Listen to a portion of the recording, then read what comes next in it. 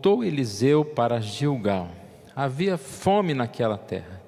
Estando os discípulos dos profetas assentados diante dele, disse ao seu moço: põe a panela grande ao lume e faze um cozinhado para os discípulos dos profetas.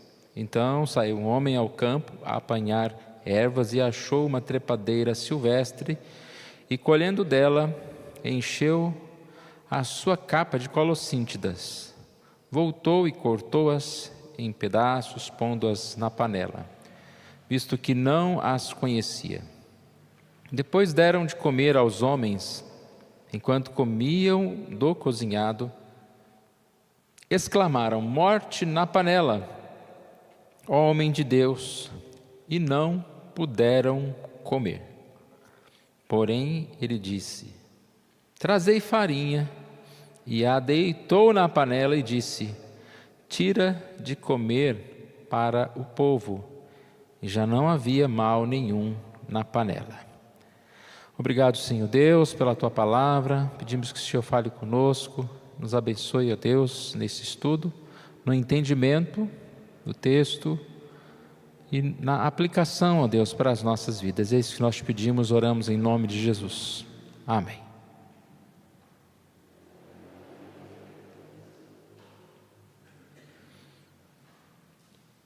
Estamos estudando então o profeta Eliseu e o título dessa passagem é: a graça remove a maldição. Acredito que é um texto conhecido dos irmãos. A gente nunca sabe o que é conhecido para um, para outro, né? Mas é um texto bem conhecido. Dessas passagens entre as histórias de Elias e Eliseu, é uma passagem conhecida. Aqui o relato é de um lugar, provavelmente que Eliseu fazendo uma visita àquelas escolas de profetas, e eles estavam num momento de comida, de comer. Só que tinha mais gente do que, digamos assim, o esperado. Então, não que eles não tinham nada, e o servo do Eliseu aqui, o Geazi, saiu procurando coisas para colocar ali na panela. Já tinha, né, uma série de alimentos, e ele foi colocar aqui, buscar um pouquinho mais. Saiu para apanhar ervas, e ele sai, não tinha uma experiência aqui, não sabia o que estava fazendo, e ele pega o tal do vegetal venenoso aqui chamado colossíntidas, e a gente percebe que não era só o servo aqui do Eliseu que não sabia, parece que ninguém sabia. Eles começaram a comer, e como que eles descobriram então? Aqui alguém começou a gritar morte na panela, provavelmente, talvez o gosto meio amargo, alguém passando mal, né, com náuseas, estômago ruim. Certo que nesse momento nós percebemos que pela própria necessidade, né, de alimento, né, jogar fora toda aquela comida, Eliseu, sempre usado por Deus, né, ele não era ninguém para fazer nada, para fazer nenhum milagre, sem a orientação de Deus.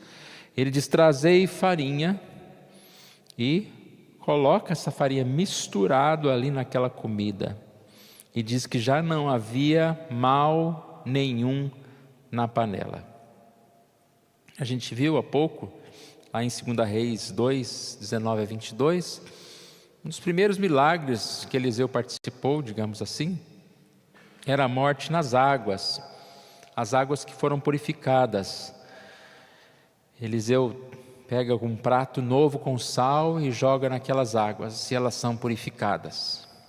E agora a comida estava envenenada, o alimento não era saudável, e nós percebemos aqui Deus usando Eliseu para remover o veneno. Não é a farinha, né? Porque farinha não tem sentido você colocar farinha num negócio com veneno e o veneno desaparecer. É a obra, a mão poderosa de Deus. E que aplicações nós podemos fazer num texto como esse?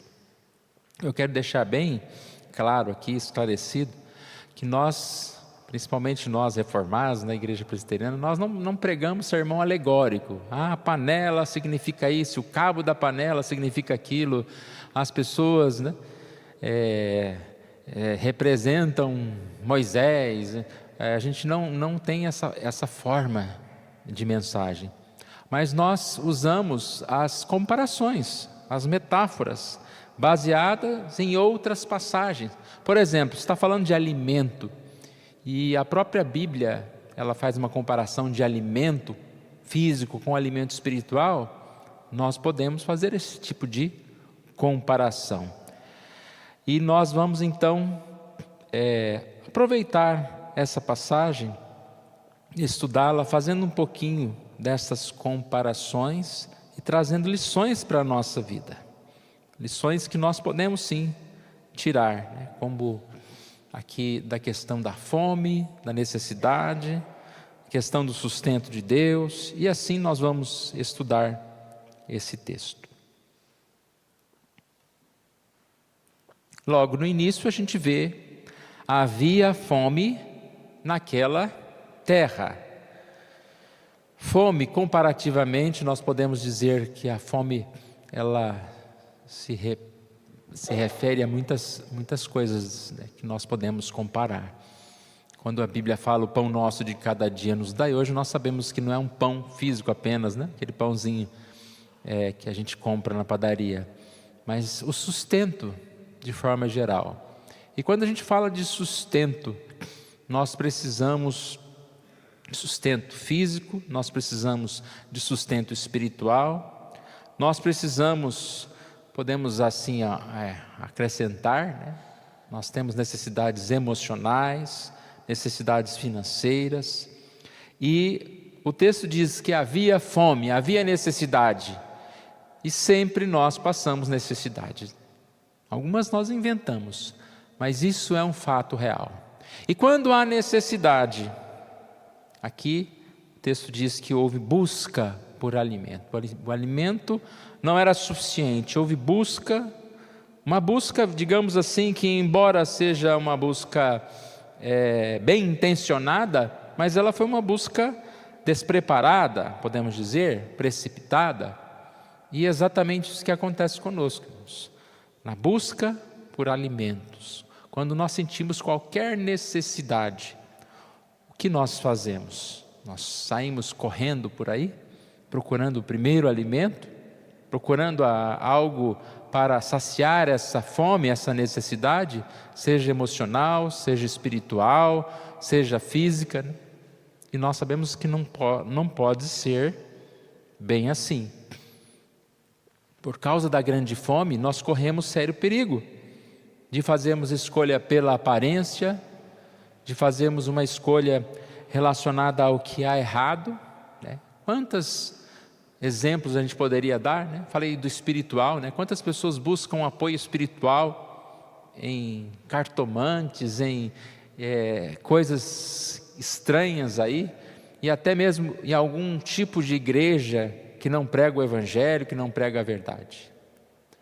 Quantas vezes na necessidade, no desejo físico, nós podemos buscar um alimento que não é bom, ou buscar um prazer que não é verdadeiro. E aí a gente vê que o texto diz que ele fez isso errado, e eles começaram a comer. Há morte na panela, mas há livramento em Deus. Não tem relato aqui que ninguém morreu, né? Há o livramento em Deus. A farinha foi acrescentada ao alimento, e como eu disse aqui, é um milagre da ação de Deus, mais do que qualquer outro milagre em si. É o que Deus fez, transformando, e até mesmo, por que não dizer, curando aquelas pessoas que poderiam já estar com uma enfermidade para a morte. Não sabemos. E assim nós podemos, de certa forma, começar a aplicar a nossa vida, que mesmo diante do pecado, mesmo diante de alguma ação precipitada da nossa parte, nós podemos ser curados. Nossa mensagem, ela tem apenas 2 pontos. E eu creio que esse texto, ele traz essa ideia de cuidado, né? Há um perigo, há muita fome e há um perigo nessa busca por saciar a fome. Então, em primeiro lugar, principalmente é importante não ingerir o veneno. Na busca por alimentos, não devemos fazer escolhas precipitadas, nós não podemos ser movidos pelos desejos, nós não podemos ser movidos pela aparência. Se falar de comida em si, as comidas que são menos saudáveis, às vezes elas são as mais atrativas. Tem até um selinho lá, né? Isso contém gordura, contém açúcar, contém não sei o quê. No mundo é assim também, há muita morte na panela, há muitas ofertas. Eu não vou citar muitos exemplos aqui, mas cada um sabe, diante dos desejos da nossa vida, quantas são as ofertas, as propostas do inimigo para nós, que está ali facinho para você colher, que é a proposta para nós. Cuidado, a morte na panela, não coma ou pare de comer. Eu quero tratar esse ponto como um alerta quanto à questão do pecado. Quando fala a morte na panela, há uma semelhança ao que Deus fala a respeito do pecado. O pecado leva à morte. Se nós não formos cuidadosos, se nós pensarmos que essa vida aqui é de brincadeira, se nós não lutarmos contra essas nossas vontades, nós estamos caminhando para a morte. Como cristãos, nós somos chamados a viver de forma diferente. 1 João 3,9 diz: todo aquele que é nascido de Deus não vive na prática do pecado, pois o que permanece nele é a divina semente. Ora, esse não pode viver pecando porque é nascido de Deus. Cuidado. Não pode viver pecando. Uma das coisas que nós temos aprendido, que nessa nossa aliança com Deus, nós temos o nosso coração tratado. E nós temos o nosso paladar mudado. Embora algumas tentações ainda vão nos acompanhar, nós temos exemplo disso, né, na palavra de Deus. Por exemplo, Tiago 1,14 fala: cada um é tentado pela sua própria cobiça, essa o atrai e o seduz. Embora muitas tentações vão nos acompanhar, muitas coisas que nós tínhamos como desejos já não mais nos atraem. Quanto mais nós nos aproximamos com Deus, podemos dizer que o nosso paladar é aperfeiçoado, que Deus nos dá sabedoria para escolher o que é bom, para olhar para aquilo e falar: não, aquilo ali é uma colossíntida, aquilo ali vai me matar. Então, por isso, o ponto é não ingerir o veneno. Você é um cristão, você cada vez mais vai buscar ingerir coisas boas, alimentos saudáveis. A sua fome vai alterar. A minha fome agora é pela palavra do Senhor, pelas coisas do Senhor. E é verdade, como eu acabei de dizer, embora algumas tentações irão nos acompanhar, muitas dessas desaparecem. Não sei quantos têm essa experiência de coisas que por algum tempo atormentaram, hoje não passa pela cabeça mais. Tem testemunhos de pessoas que fumavam em determinado momento e hoje, nem sentindo o cheiro do cigarro, mas sente vontade de fumar, porque aquilo foi tão apagado da cabeça da pessoa Eu citei um exemplo, mas é difícil, porque é algo tão geral assim. Mas talvez um lugar, um ambiente que você gostava, sei lá, de uma festa, numa balada, você fala, como que essa pessoa consegue ficar nesse lugar? Você muda, você é alterado por Deus. Você não quer mais ingerir veneno. Então, cuidado. Principalmente, importante, não ingerir esses venenos. O pecado deve ser tratado como pecado, com seriedade. Nós temos um inimigo e nós devemos tratá-lo com firmeza, não dar brechas, oportunidades, não conversar com o pecado. Separei aqui um texto de Tozer, ele falando a respeito do pecado.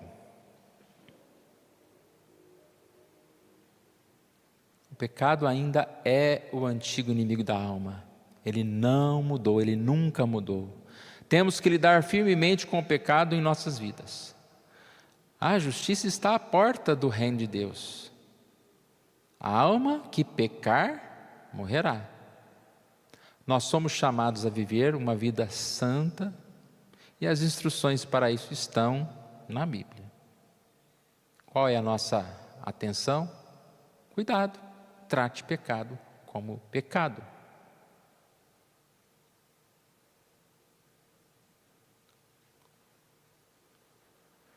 Nós estudamos quarta-feira no Sermão do Monte, já estamos chegando na conclusão do Sermão do Monte, e no nosso estudo, nós vimos que Jesus, depois de ensinar várias coisas, falando sobre a contracultura cristã, como nós devemos viver diferente do mundo, são vários exemplos, ele conclui dizendo que nós devemos entrar pela porta estreita, e fala que essa porta leva para um caminho também apertado. O que significa uma porta estreita, um caminho apertado? É um caminho de disciplina, é um caminho de cuidado espiritual, é um caminho onde a gente não leva qualquer bagagem, a gente não vive de qualquer jeito. E aí ainda na conclusão ele fala lá no 7:21, que nem todo que me chama ou me diz Senhor entrará no reino dos céus. Ou seja, a nossa salvação não vem pelo que falamos, nem todo que me diz Senhor, mas pelo que fazemos, ou se fazemos o que falamos. E depois ele fala, aquele que ouve as minhas palavras e as pratica. A salvação é para quem ouve as palavras de Jesus e as pratica. Esse é o cuidado que nós temos que ter. Citei também um livro desse tal do Tozer aí também, né? Ele é um homem que fala bastante coisa. O nome dele é Hayden Wilson Tozer. Olha o título do livro: Este Mundo, Lugar de Lazer ou Campo de Batalha. Eu achei bem interessante por duas coisas, né? Primeiro, pelo que ele fala, e pela questão também de quando ele fala isso. Ele diz o seguinte, que as pessoas, em um tempo mais antigo, tinham essa visão mais de vida como campo de batalha. Isso era tão evidenciado, eu falo na igreja, né? Isso era tão evidenciado na própria igreja, porque os sermões falavam sobre essa batalha, os cânticos, né? Lembra aqueles cânticos de batalha? Nosso general é Cristo, Golias vem contra nós com espadas e lanças. Havia muito cântico de batalha. Tem o que a gente tem cantado ultimamente de novo, eu não vou lembrar agora, mas é esses cânticos antigos e as pregações. E aí com o tempo, isso foi mudando, a própria pregação foi mudando. E não que uma pregação é errada, mas quando a ênfase é só numa questão. Então a pregação foi se tornando mais doce, mais agradável, os cânticos também, falando de adoração, que Deus nos ama, etc.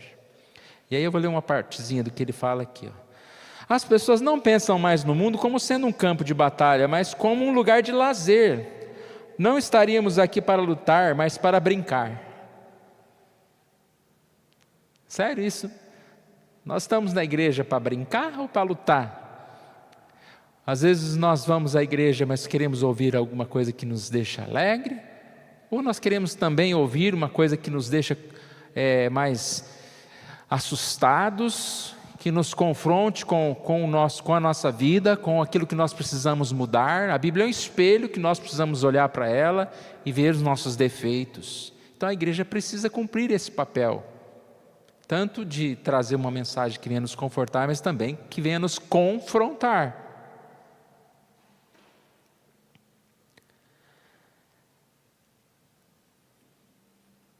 E aí ele fala algo que eu achei aqui e ressaltei para a gente ler. O culto decorrente de tal visão, essa visão que não é mais de batalha, mas de brincadeira, o culto decorrente de tal visão da vida se acha tão deslocado do seu centro como a própria visão em si mesma.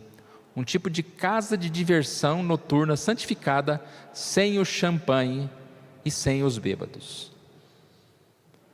Que eu disse que é importante quem fala, o que ele fala e quando ele falou isso. Bom, ele morreu em 1963, quarta-feira eu até brinquei, então ele escreveu o livro antes de morrer, né? E quando a gente lê uma frase como essa, que parece que ele estava aqui, né? Na semana passada, vendo algum louvorzão, algum culto. E até eu tentei acrescentar alguma coisa, talvez poderíamos acrescentar hoje aqui nessa frase dele, casa noturna santificada, com champanhe e com os bêbados. Eu falei, quem sabe, nos dias de hoje, né? Talvez até pode acrescentar os bêbados aí. E aí vem a frase, nós estamos aqui para brincar ou para guerrear? E a nossa batalha não encerra. A nossa guerra não encerra, a nossa guerra é contra o pecado, contra aqueles nossos desejos que nos atraem. E sobre isso, então, o nosso tópico é não ingerir o veneno. E diz que Deus transforma o nosso apetite. E aí eu lembrei dessa passagem aqui de Amós 8:11, que fala: está chegando os dias, declara o Senhor soberano, em que enviarei fome a toda esta terra. Não fome de comida, nem sede de água, mas fome e sede de ouvir as palavras do Senhor. Acho que essa nossa oração deve ser essa: Senhor, muda o meu apetite, atrai-me, Senhor, dá desejo pelas coisas santas. Porque quando Deus nos dá esse desejo pelas coisas santas, automaticamente as tentações elas não vão ter mais tanta força na nossa vida, não vão nos atrair. Muda o meu apetite. E um apetite ele pode ser mudado através da tal da reeducação, a educação alimentar.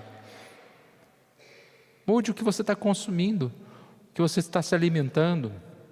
Cada vez mais você vai ter essa alegria, esse prazer de fazer as coisas de Deus. Como você vai lembrar daquela hora e automaticamente você já vai estar ali na sua hora de oração, na sua hora de estudo, na sua participação dos cultos da igreja? Automaticamente. O hábito é uma bênção, ele pode ser uma bênção, pode ser uma maldição. Quando é um mau hábito, quando é um vício, é muito ruim.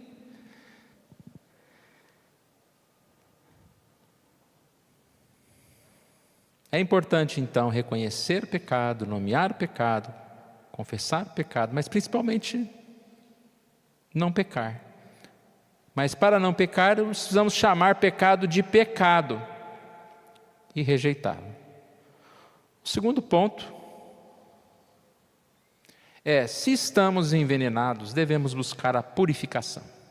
O texto fala que eles, por falta, vamos dizer assim, de experiência, de sabedoria, por agir precipitadamente, pecaram. Mas eu disse que Deus providenciou a cura. E nós, por vários motivos, pecamos. Talvez momento de desleixos, fomos deixando levar. Quando a gente viu, não estava só com o pé, não, já estava afundado lá no poço. É uma coisa hoje, outra amanhã. Mas a nossa alegria é que nós podemos sim ser purificados. Se estamos envenenados, devemos buscar a purificação. A farinha foi acrescentada ao alimento e aquele veneno desapareceu. É o milagre da transformação. É o milagre da ação de Deus. Quando a gente fala de intoxicação, quase que não sai, intoxicação alimentar, o que a gente precisa? Dependendo da gravidade, né? O negócio fica mais complicado. Mas dependendo, se não for algo muito grave, você pode hidratar-se, tomar água, suco, você pode alimentar-se de coisas saudáveis, até mesmo o jejum é uma forma de purificar aquilo que está ruim no nosso corpo. Quem quer, não estou nem falando do jejum espiritual, né? Se você quiser dar uma purificada naquelas coisas que você tem comido, né, que não fez bem, fica um dia, um pouco mais sem comer, vai eliminar muita coisa ruim do seu corpo. Diante do pecado, irmãos, como nós podemos ser renovados? Só exatamente pela ação de Deus, nos alimentando do que é bom, nos separando do que é mal, jejuando, ficando em silêncio. E essa purificação, ela vai acontecer à medida em que nós buscamos o Senhor. Algo que está como um veneno na nossa vida pode desaparecer. Somos lavados por Jesus, confessando os nossos pecados, limpando a nossa vida. Pode ser que demore um tempo, porque dependendo do estrago, né? A nossa mente ela vai trabalhar para o pecado ainda em algum tempo, mas isso vai ser limpo, purificado. Aquilo que é bom tem força e tem poder para tirar aquilo que é ruim. Mas nós precisamos reconhecer essa necessidade e precisamos seguir em frente. Precisamos confiar em Deus, que Deus é capaz de nos transformar. Quando você vê uma pessoa que usou drogas, viciado por muito tempo, às vezes você olha para aquela pessoa e pensa, não tem solução, né? Mas nós sabemos que muitos desses foram purificados. E se Deus dá condição até de uma pessoa se purificar de uma droga, Deus dá a condição de nós nos purificarmos de pecados. Se estamos envenenados, há a solução. Tem um livrinho que eu sempre leio algumas páginas, né? Que é Dia a Dia com Spurgeon. É um livro novo, é um livro pequenininho, mensagens bem curtinhas. E eu achei interessante que ele fala, né, nesse livrinho aqui, sobre a ovelha perdida. É bom sermos ovelhas do pasto de Deus, mesmo que tenhamos sido ovelhas errantes. A ovelha perdida tem um dono, e por mais que se afaste do rebanho, não deixa de pertencer a esse dono.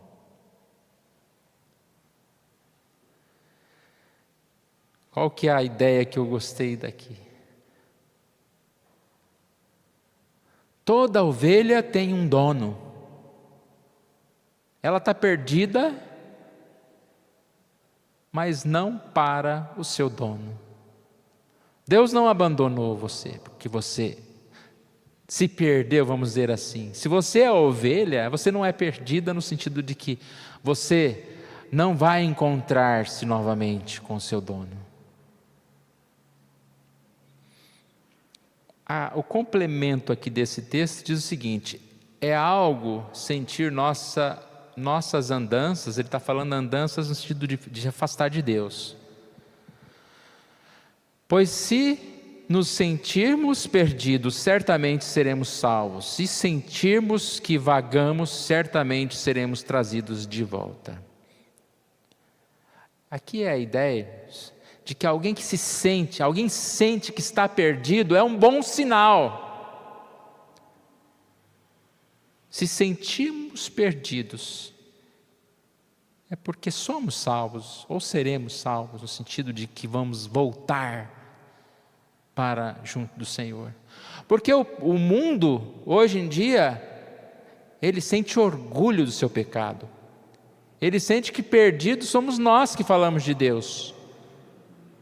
Mas se nós, quando pecamos, somos entristecidos, ficamos entristecidos e damos passos para o retorno, é porque há esperança para nós. Há esperança para aquele que busca o Senhor.